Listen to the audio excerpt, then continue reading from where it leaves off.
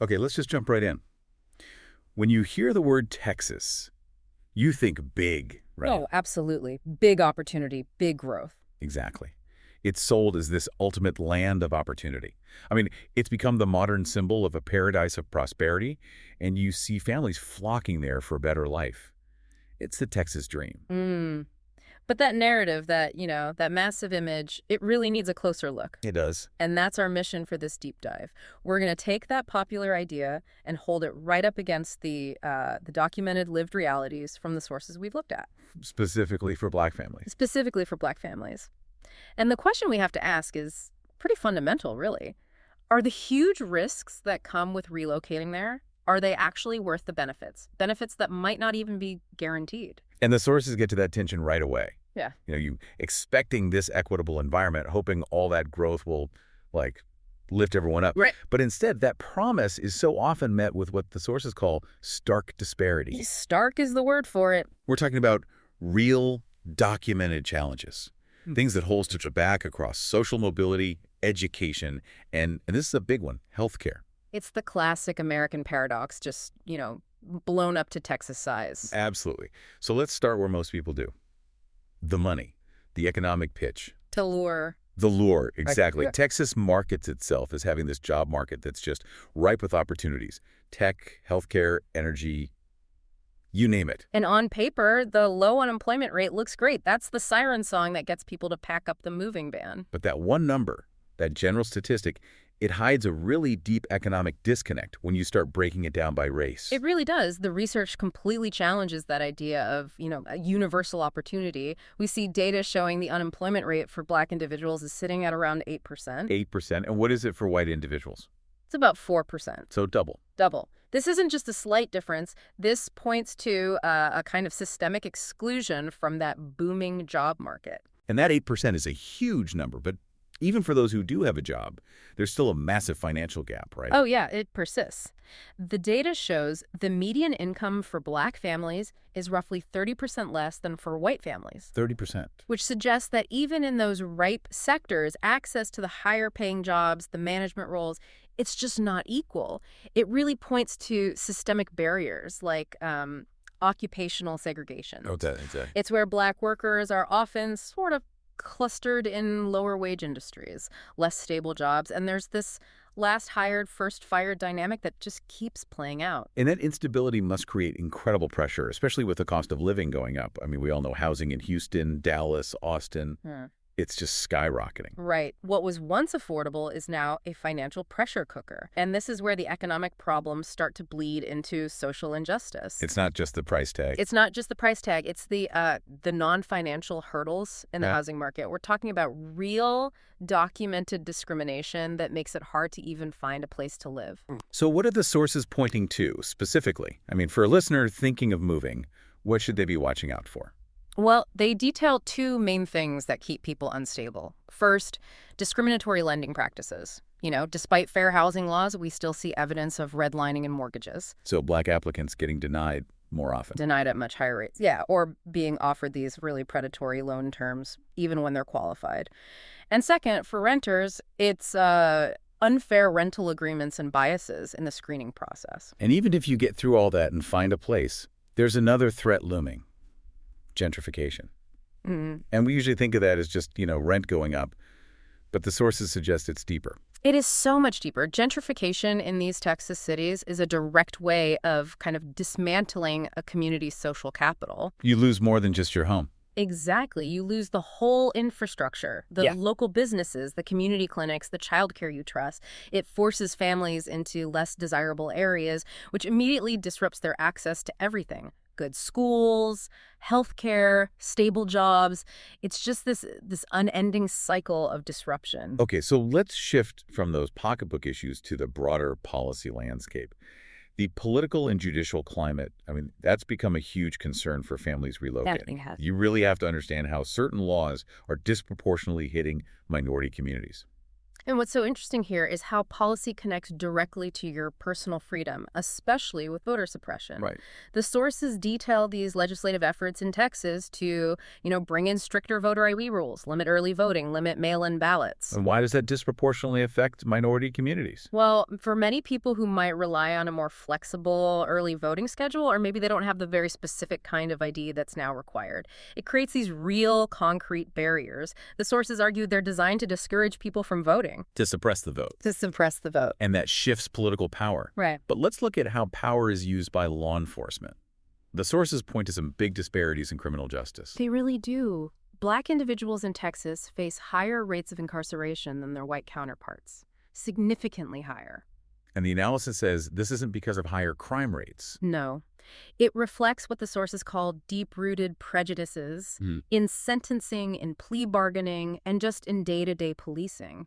And that creates this atmosphere of mistrust and fear, which puts even more strain on families and communities. And that kind of unwelcome atmosphere, it extends right into the schools, which is maybe the most important thing for any family that's moving. We're seeing these really heated legislative debates over what can even be taught. Yeah, the sources highlight proposed laws that want to limit the teaching of critical race theory, or CRT, and other topics that address systemic racism. Can you just quickly break down what CRT is for our listeners? Sure. So critical race theory is basically an academic framework. It's usually taught in law schools. And it suggests that racism isn't just about individual prejudice, but that it's actually embedded in our legal systems and our policies. Okay, so why does a legislative fight over that matter so much to a family moving to Texas? Because the implication is huge. These policies can seriously get in the way of a full, comprehensive understanding of American history, of Texas history. So it affects a student's growth? It affects their personal growth, and it fosters this really narrowed understanding of the world for Black students when their history, the history that's central to their identity, is just pushed aside or sanitized. It creates a feeling of alienation. A deep alienation, yes. It impacts their self-esteem, their sense of belonging in their own school. Let's turn to an issue that is, literally life and death. Healthcare access. Yeah. And specifically for expectant mothers. This is a high-stakes issue that I think demands everyone's full attention. This section of the source material has maybe the most shocking statistic of all. It just underscores how systemic these challenges are. What did the committee find? The Texas Maternal Mortality and Morbidity Review Committee. They found that Black women are 2 to 3 times more likely to die from pregnancy-related causes than white women. 2 to 3 times. And on top of that, they face disproportionate rates of what's called severe maternal morbidity. Can you explain what that term means for us? Of course. Yeah. It refers to these unexpected, severe outcomes during labor and delivery that have serious long-term health consequences for the mother. So near-death experiences. Basically, yes. Things like severe hemorrhages, emergency hysterectomies, severe eclampsia. The fact that these are so much higher for Black women in Texas, it tells you this is about more than genetics. It points to a failure of the system to provide equal care. So what are the root causes for that disparity? You have to look at 2 main drivers. First is just access. Many Black families live in medically underserved areas, particularly in rural Texas, where good maternal care is it's not there, or it's hours away. Okay, and the second driver? The second is what we call the social determinants of health.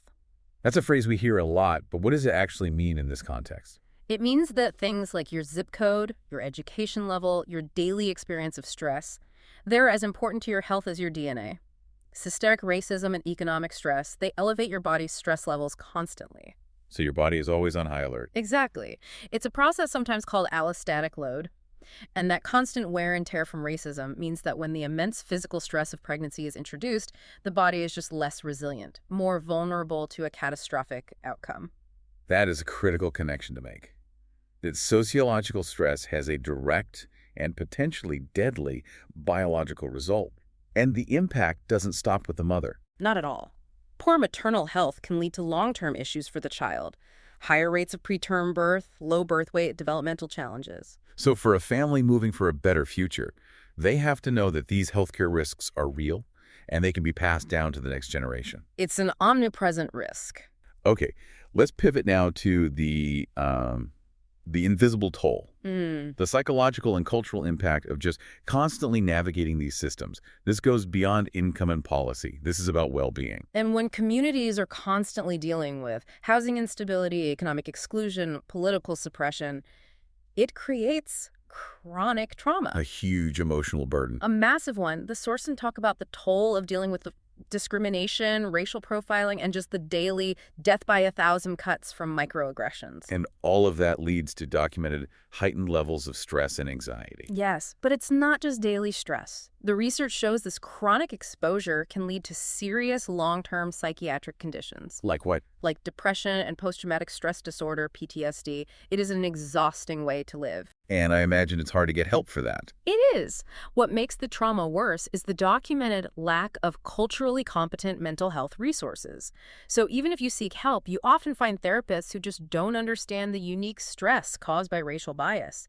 So many are left to suffer without real support. And we talked about the curriculum debates, but that lack of cultural representation in schools, that must take an emotional toll on kids too. It's vital to understand this. The sources really emphasize the lack of comprehensive representation of Black history and contributions in the curriculum. And that absence creates what? Deep alienation. When a child's identity is constantly ignored or marginalized in what they're learning, it can really damage their self-esteem. It stunts their sense of what's possible and forces them into this detrimental worldview where they don't see their own value reflected in society. And finally, let's talk about social dynamics. Because safety for a family isn't just about crime statistics, is it? No, it also includes having supportive social networks that foster belonging. That sense of belonging is a key part of your well-being. And that can vary wildly across Texas. Oh, absolutely. You might find a really supportive Black community in one Houston neighborhood, but then find total hostility or isolation in a suburb just outside Austin. And that community reception, it influences everything. Given all of these compounding risks, economic, legal, psychological, and the really serious health disparities, Yeah. it seems essential for listeners to look at alternatives. Yes, and the sources do move beyond just critiquing Texas. They explore other options for families who are looking for safer, more equitable places. Relocation is a real option. A very active one. Many families are essentially trading that promised economic growth in Texas for what they hope will be a higher quality of life somewhere else. So what makes those other places more supportive? The sources mention cities like Atlanta or Charlotte, North Carolina. Why them? Well, they're cited not just for their diversity, but for their actual municipal policies. Atlanta, for example, is highlighted for its specific investments in Black-owned businesses and, a deep history of Black political power that changes how resources are allocated. And Charlotte. Charlotte is mentioned for things like targeted housing stabilization funds, trying to proactively fight the kind of gentrification that's running rampant in Texas cities. These places seem to offer less systemic friction. But moving isn't the only answer, and the sources suggest maybe it's not even the most powerful one. Absolutely not. The idea of staying and advocating for change is a huge theme. It's a crucial form of agency. A different kind of power. Yes. The sources emphasize the role of grassroots movements and community organizations that are on the ground in Texas working for real policy reform. What specific areas are they focused on? They're focused heavily on police accountability, advocating for tax policies that can help prevent displacement, and pushing for resource equity in schools. So demanding that funding is based on student need, not just property values. Exactly. So choosing to stay means, yes, you accept a higher risk, but you engage in collective action to transform your neighborhood from the ground up. So to kind of synthesize what the sources are presenting here, you have this powerful economic allure of the Texas dream. It's real. But it's countered by this absolute necessity of navigating these deep systemic issues that wear away at your financial security and your personal well-being. Right. So for you, the listener, the knowledge is clear. You have to confront these issues, either by leaving for a more inclusive place or through that collective action to change where you are. And ultimately, the sources make it crystal clear that the Texas dream is not a universal reality. It's not guaranteed. For Black families, understanding the juxtaposition of these promises against the backdrop of economic instability. And all the systemic barriers. All of them, from the voting booth to the hospital delivery room. That's the essential knowledge you need before you make a life-altering decision about where you're going to build your future. So as we wrap up, what's the final thought here? I mean, given how deep-seated these challenges are, especially the maternal health crisis and the fights over education. How does a family weigh this? How do you weigh the sort of emotional stability you might gain by relocating against the long-term structural impact of staying and fighting for change? Which of those paths really offers the most sustainable way forward for the next generation?